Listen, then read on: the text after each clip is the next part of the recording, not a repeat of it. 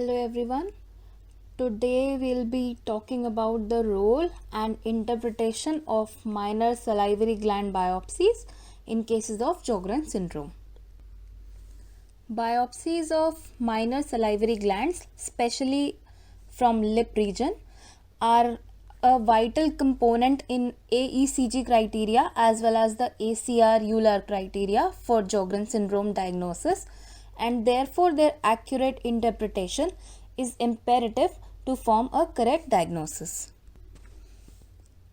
Coming to the adequacy criteria, a minimum of 4 to 6 glands should be sampled in order to rule out patchy involvement, and at least 8 mm square of glandular surface area should be examined.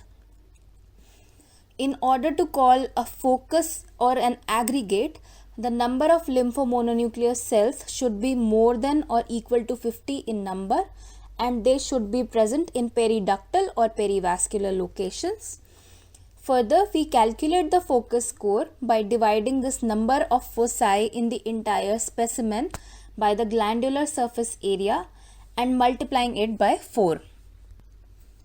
So coming to interpretation of prototypical cases in cases of Sjogren's syndrome in lip biopsies. This first case shows 2 fragments of a salivary gland.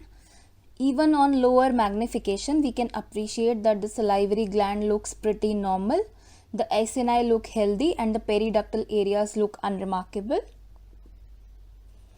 On a higher magnification, we can confirm that there are no so-called lymphoid aggregates in the ductal parenchyma or in perivascular locations. The acini look healthy. Therefore, this case has a score of 0, and thus this is a normal salivary gland biopsy. This second case on lower magnification shows multiple fragments, and the entire specimen showed an occasional cluster of lymphomononuclear cells. On higher magnification, we could appreciate that the lymphomononuclear aggregate was in periductal location.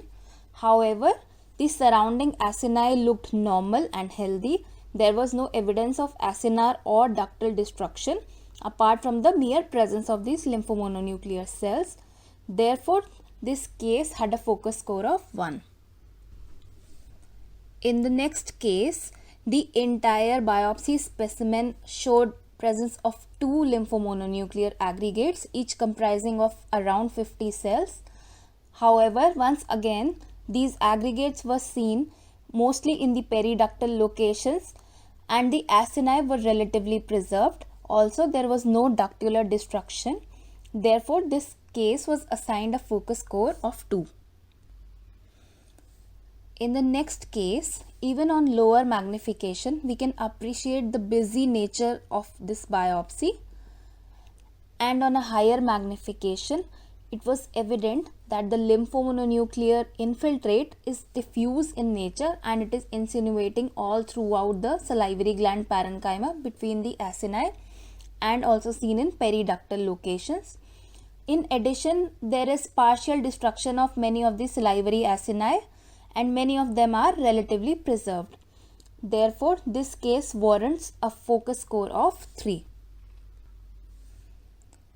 Coming to the last case, this case on lower magnification shows extensive infiltrate throughout the salivary parenchyma, and on further higher magnifications, we could appreciate that the infiltrate was dissecting everywhere through the parenchyma and destroying the acini near totally. The ducts were relatively preserved, and in areas where a few acini were also seen, there was an additional fat infiltration into the salivary parenchyma.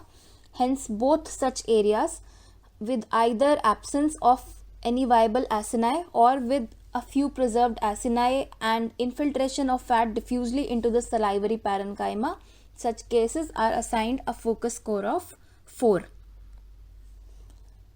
The summary slide just precisely summarizes the findings of focus scores ranging from a normal salivary histology to a severe affected case with a focus score of 4.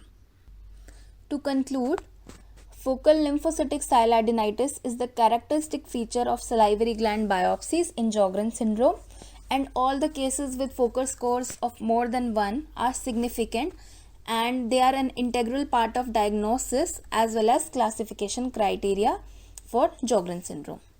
Thank you.